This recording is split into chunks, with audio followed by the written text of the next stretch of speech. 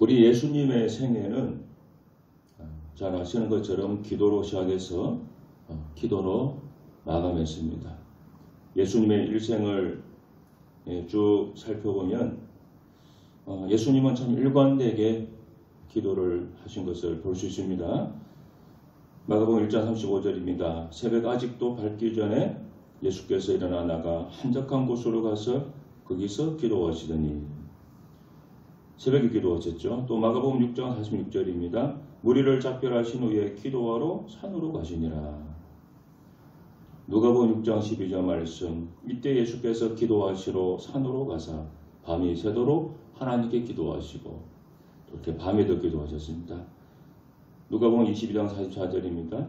예수께서 힘쓰고 애써도 간절히 기도하시니 땀이 땅에 떨어지는 핏방울 같이 되더라.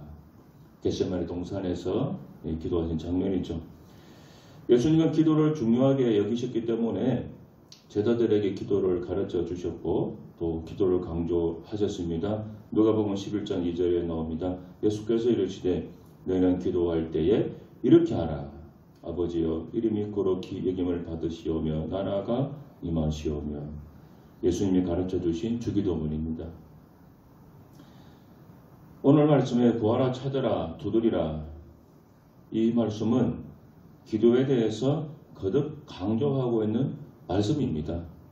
단어만 다르지 표현만 다르지 내용은 사실은 같습니다. 본질은 같습니다. 예수님께서 3번씩이나 반복해서 우리에게 이 말씀을 하는 것은 기도가 그만큼 중요하기 때문에 그렇습니다.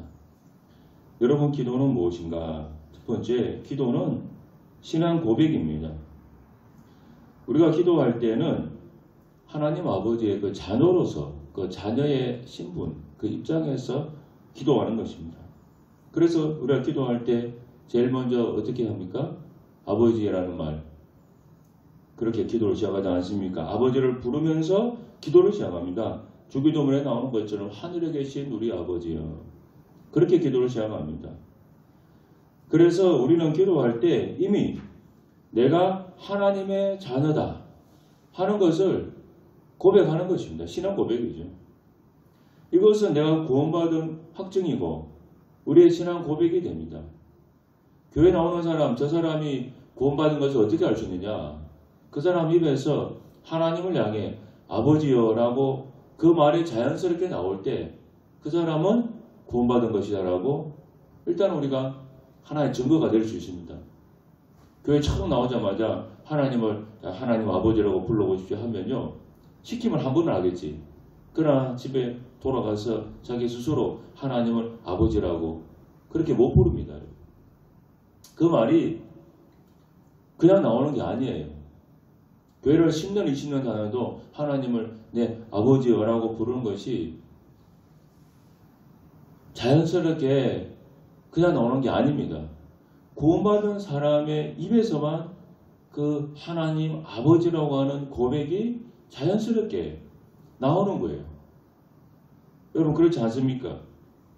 간혹 TV 드라마라든지 실제 우리 생활해 보면은 어떤 한 사람을, 애들을 이렇게 입양하는 경우 있지 않습니까? 약간 좀 큰 애들, 아주 애기 말고 그 입양했다든지, 그런 혹은 아니면은 부모님 중 한 분이 돌아가셔서 새엄마, 새아빠 이렇게 집에 들어왔을 때 어쨌든 호적상은 이제 엄마나 아빠가 되지 않습니까?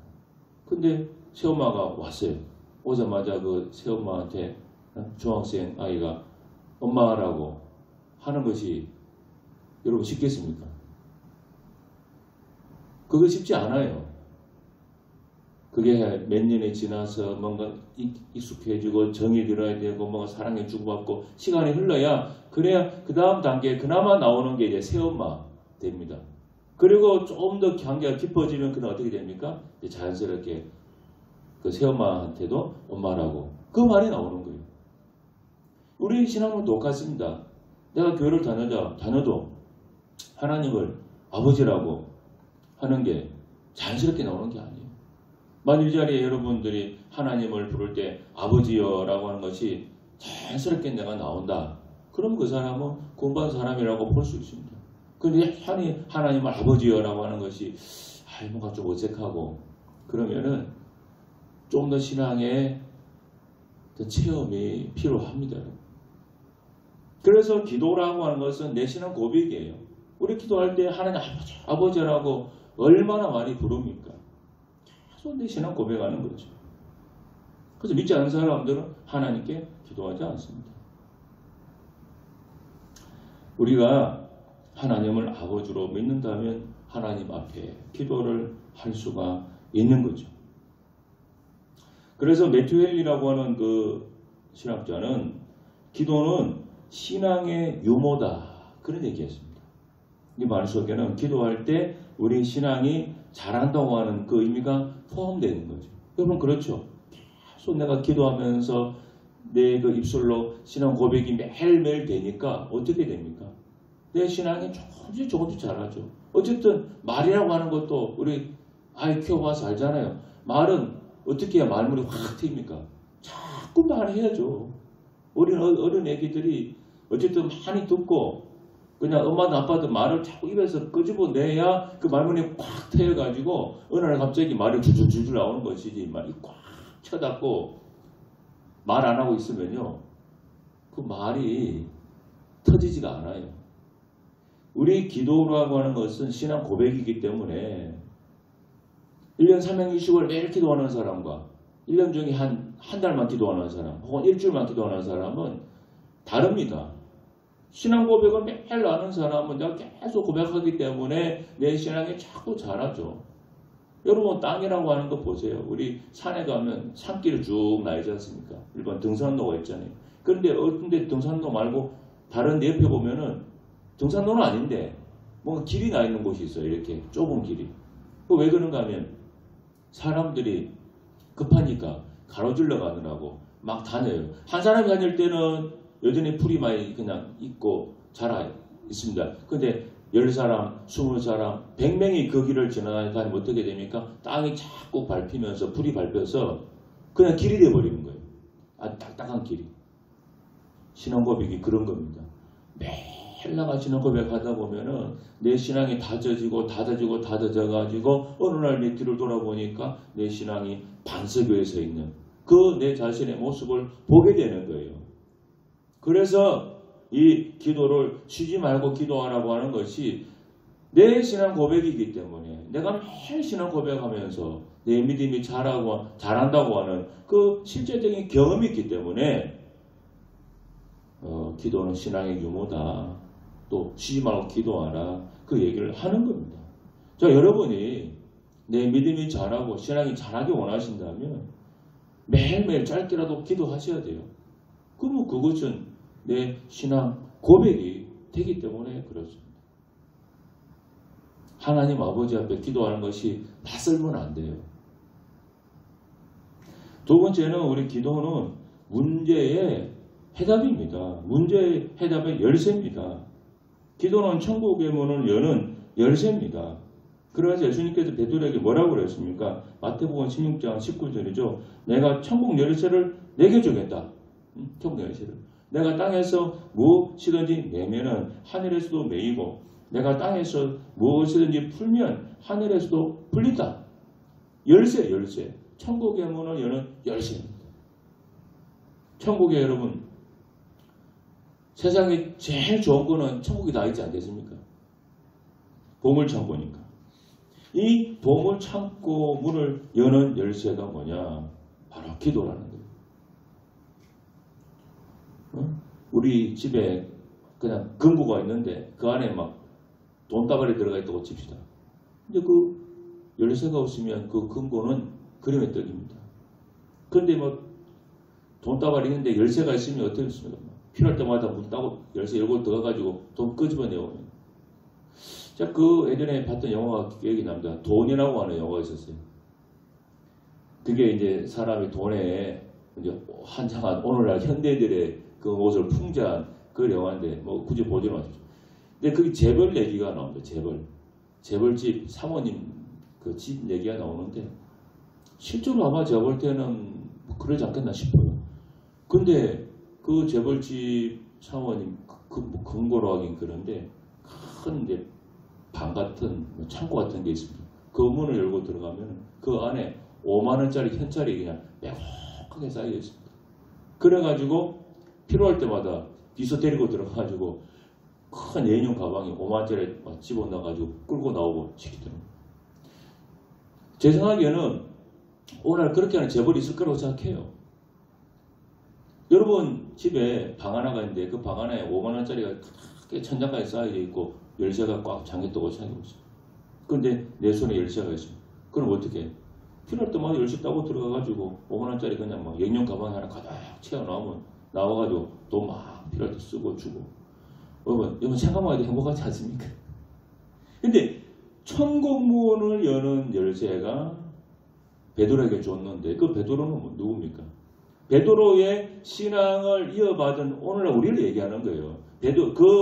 그 당시는 베드로지만 그 말씀 받을 당시는 베드로지만 그러나 베드로를 통해서 이어져 오는 신앙은 같은 신앙 고백하는 우리 믿음의 성도가 바로 베드로입니다. 그러니까 결국은 우리에게도 천국문을 여는 열쇠가 지어져 있어요. 열쇠가 지금. 그래서 이 열쇠를 가지고 열면 열 수가 있어요. 그래서 필요한 걸 끄집어내어 오면 돼요. 그 모든 과정에서 필요한 게 뭐냐? 그게 바로 기도다. 기도다. 그래서 여러분이 기도를 해야 하는 것입니다. 천국문을 여는 열쇠가 지금 내 손에 있는데 그 열쇠 고이 어떤 장식장 안에 넣어놓고 쳐다만 보고 있을 거냐고요. 그래서 제가 자주 하는 얘기입니다만은 천국에 가보니까 야베스 기도에 나오는 내용 들으셨잖아요. 존이라고 하는 사람이 천국 올라가 보니까 창고에 선반이 있는데 선반에 뭐 상자인지 뭔지가 좀 가장 빼곡하게 온 상자들이 있는데 그 상자에 다 사람 이름이 적혀있더라고 하잖아요. 그 존이라고 하는 자기 이름이 있어서 열어보니까 어이구 그 상자 안에 세상에 좋은 것들 다 들어가 있더라고요. 그래서 이게 뭡니까? 라고 물어보니까 얘가 땅에 있을 때 기도했으면은 내가 주려고 했는 건데 기도를 안 해가지고 그냥 이 상자 안에 그 박스 안에 그냥 그대로 남아있는 거다고 그 얘기를 하죠. 그래서 그 얘기가 주는 교훈이 뭡니까? 아이고야 그 참 기도 안 한 것을 후회하는 그 내용 아닙니까? 저는 그 얘기가 물론 비유적으로 뭐 지어낸 얘기인지 누가 갔다 와서 한 얘기인지는 그건 책에 안 나오더라고요. 그게 어떤 배경인지. 그러나 저는 그 얘기가 실제로 천국 가면은 맞을 거라고 생각해요. 왜냐하면은 제가 이 땅을 사는 동안에 제가 예수 믿은 지가 벌써 얼마나 많이 됐고 목사한 지가 20년이 넘었잖아요. 제가 2000년에 목사 안수 받았거든요. 그러니까 목사 타이틀 단 지만 23년입니다. 근데 이 기간을 제가 쭉 돌아보면 저 역시 그래요. 아유 참 그때 좀 더 기도를 더 하면 좋았을 걸 하는 그 후회되는 그 순간들이 여러 번 있습니다. 그러면 천국 가면은 그런 후회가 없겠냐는 거지. 그래서 이 기도는 천국의 문은 열쇠, 우리 문제를 해결할 수 있는 열쇠이기 때문에 이 열쇠에 마르고 닳도록 써야 하지 않겠습니까? 저는 예전에 그렇습니다. 이제 목사다 보면은 교인들이 좋은 걸 이렇게 선물을 다 같이 줘요. 과일 같은 거는 주면 그냥 바로 먹어 끝나지만 어떤 때로 물건을 주기도 하고 이런 걸 준단 말이에요, 가끔씩. 그러면은 예전에는 좋은 거 들어오면은 좋은 거는 잘 모셔놓고 안 좋은 거부터 먼저 써요. 그리고 나중에 좋은 거 쓰고 그랬습니다. 근데 제가 가만히 살아보니까 그게 잘못된 것 같아요. 좋은 거 받으면 좋은 거부터 먼저 써야 돼. 왜냐면은 나쁜 거, 안 좋은 거부터 먼저 쓰다가 세월 지나면 그 좋은 게 안 좋은 게 돼버리니까. 그래서 지금은 누구가 뭔가 좋은 거 주면 좋은 거부터 먼저 씁니다. 안 좋은 거 딴 데 모셔놓고. 그러니까 우리 이 천국문은 열쇠 마르고 닳도록 써야 하지 않겠습니까? 그래야 후회가 없지 않겠어요? 여러 문제가 있습니까? 그러면 그 문제를 해결할 수 있는 해결 방안은 천국 문 열면은 그 안에 다 들어가 있습니다. 괜히 누구 사람한테 가가지고 뭐 도와달라 말라 할 필요 없어요. 기도하면 천국 문 그 창고 안에 다 있으니까 끄집어내서 해결 받으시고, 또 필요한 거 있으면은 하여튼 죽고 나서 하나 그 천국 문을 막 열쇠를 가지고 여세요. 그 열고 들어가서 내가 필요한 거를 가지고 나오세요. 성경 말씀 천국 문 열쇠 줬다 그랬으니까 자꾸 기도해서 열고 해결 받으셔야 돼요. 그리고 마지막 세 번째는 기도는 기적을 받습니다, 여러분. 오늘날 뭐 기적이 있니 없니 그런 소리 하지만은 여전히 지금도 우리 주변에서는 기적이 일어나고 있습니다. 우리가 경험을 못해서 그렇지 지금도 기적은 많이 일어납니다. 우리 주님은 기도를 통해서 기적을 다 이루어 주세요. 예수님이 한 번은 높은 산에 올라가서 기도하고 내려오는데 땅 밑에서 뭔가 아주 시끌벅적한 일이 있었죠. 무슨 일입니까? 어떤 사람이 자기 아이가 귀신이 들려서 정말로 말도 못하고 고생을 하는데 제자들한테 와서 고쳐달라고 했더니 제자들이 고치질 못해가지고 막 서로 막 언쟁이 막 벌어진 거예요. 막 말다툼이 일어나고 막 시끌벅적해졌습니다. 그때 예수님께서 뭐라고 하십니까? 그 아이를 내게로 데려오라 그랬죠. 그리고 나서 예수님이 고쳐주셨습니다. 그리고 나서 나중에 제자들이 어떤 집에 들어갔을 때 이제 예수님한테 물어봤어요. 아이고 예수님 그때 옛날에는 우리가 고쳤는데 왜 이번에는 우리가 못 고쳤습니까? 그렇게 물어봤어요. 원래부터 못 고쳤으면은 뭐 물을 것도 없는데 그 전까지는 그래도 병도 고치고 귀신도 쫓아내고 그랬었거든요. 근데 이번에는 왜 못 고쳤습니까? 물어보니까 예수님이 이렇게 얘기해 줬습니다. 마가복음 9장 28절이죠. 기도 외에는 다른 종류로는 이런 종류가 나갈 수 없다. 이 쉽게 말하면 너희가 기도를 안 해서 귀신을 못 쫓아냈다. 바로 그 얘기입니다. 너희가 기도했으면 귀신도 쫓아내고 기적도 일어날 텐데 기도 안 해서 그렇다. 그냥 그대로 얘기한 겁니다. 구하는 자에게 주시고 찾는 자에게가 찾고 문을 두드리는 자에게 여러분 기적이 열립니다. 여러분 생애에 진짜 기적 같은 일이 한번 일어나면 좋겠습니까? 그러면 기도하시면 돼요. 다른 거 없습니다. 그냥 기도해 보세요. 하나님한테 기도하면서 하나님 내 생애에도 기적을 한번 보고 싶습니다. 그럼 내가 죽을 때까지 열심히 한번 기도해 보겠습니다. 한번 그렇게 한번 해보세요. 이번에 내 인생에 기적 한번 일으켜 주면은 하나님 제가 정말 앞으로 열심히 기도하면서 살아보겠습니다. 한번 하나님한테 한번 그렇게 좀 단판 한번 지어보시죠. 그 한신대 교수님 중에 예전에 그 오영석 교수라고 하는 분이 있었다 그래요. 이분이 전라도 해남 출신인데 너무 가난했다 그럽니다. 친구들은 다 중학교 가는데 자기는 돈이 없어서 학교도 못 가고 매일 나무하러 다니고 풀베로 다니고 막 그렇게 살았습니다. 근데 학교 너무 가고 싶으니까 하나님한테 하나님 저도 좀 중학교 좀 가게 해주세요. 그렇게 늘 기도를 했습니다. 근데 기도를 하는데 이 어린 학생의 마음에 어떤 감동이 왔는가 하면 내가 하나님한테 편지를 써야 되겠다. 그런 감동이 왔다. 그래서 편지를 사가지고 그 봉투에다가 하나님 아버지 전상서 옛날에는 그렇게 썼습니다. 저도 어릴 때 뵀으면 누구 아버지 전상서 이렇게 하나님 아버지 전상서 그렇게 편지를 쓰고 막 해가지고 우체통에 집어넣었어요. 근데 우체부가 우편물을 다 수거하는데 보니까 택도 아닌 봉투가 하나 들어있는 거예요. 받는 사람 주소도 없고 하나님 아버지 전상서라고 써있는 말도 안 되는 편지 봉투가 들어있는 거예요. 그래서 이거를 어떻게 해야 되나 어떻게 할 수 없어 망설이다가 이 우체부 생각에 하나님 아버지를 좋아하는 사람은 목사밖에 없으니까 이거를 목사님한테 갖다 주면 해결해 주겠지 싶어서 그 당시 해남읍 교회에 있던 이준묵 목사님께 이 편지를 갖다 드렸다 그래요.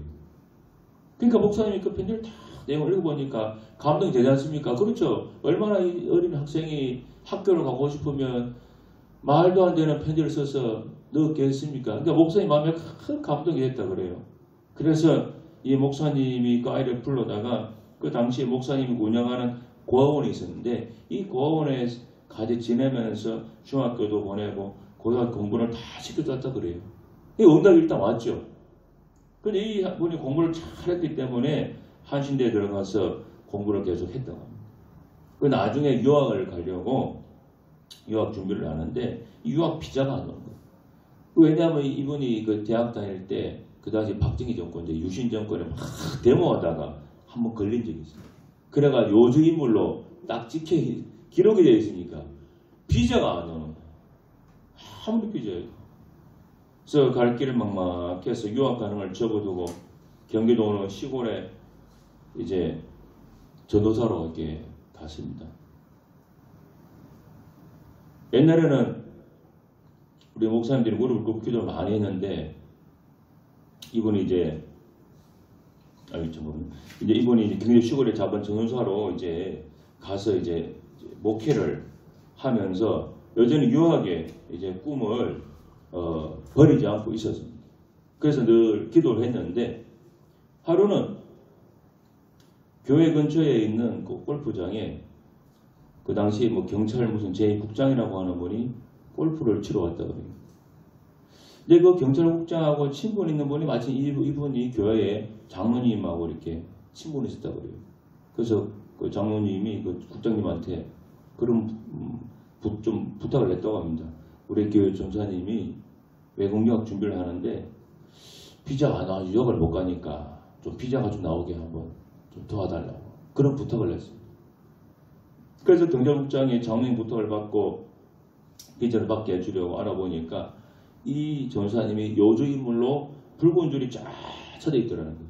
그래서 자기 이 선에서는 이거는 해결이 불가능하다.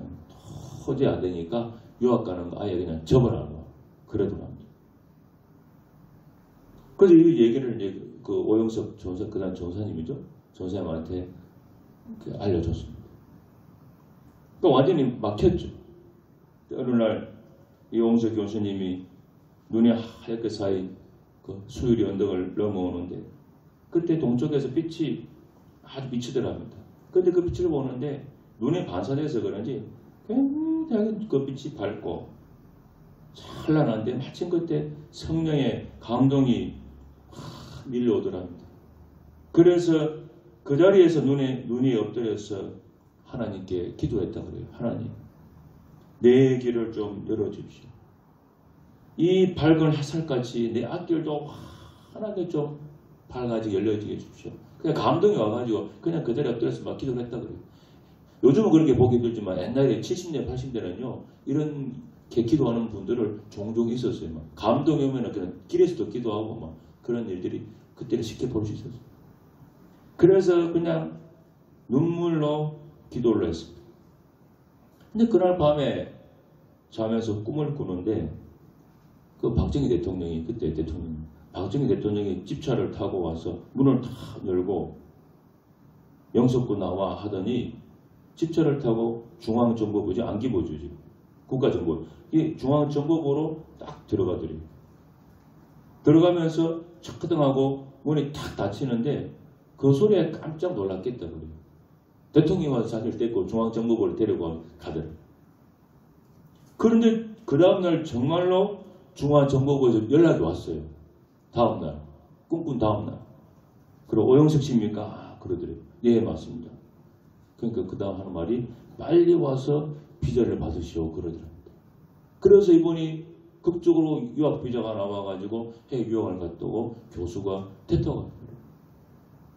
하나님께서 기도를 응답하신 것이죠. 기도를 통해서 기적이 일어난 거예요. 기도로 모든 문제가 여러분 해결받을 수 있습니다. 우리는 학력이 있느냐 없느냐, 내가 재산이 있느냐 없느냐, 인물이 좋냐, 뭐 가문이 좋으냐 이런 거 물을 필요 없습니다. 우리 누굽니까? 우리 하나님 자녀예요. 하나님이 우리 아버지예요. 여러분 이보다 좋은 가문이 어디 있습니까? 이보다 더 좋은 권세가 어디 있냐고요. 하나님이 우리 아버지인데 얼마나 최고의 가문이고 최고의 권세에 있는 집안의 자녀인데 이만한 게 좀 어디 있냐고요.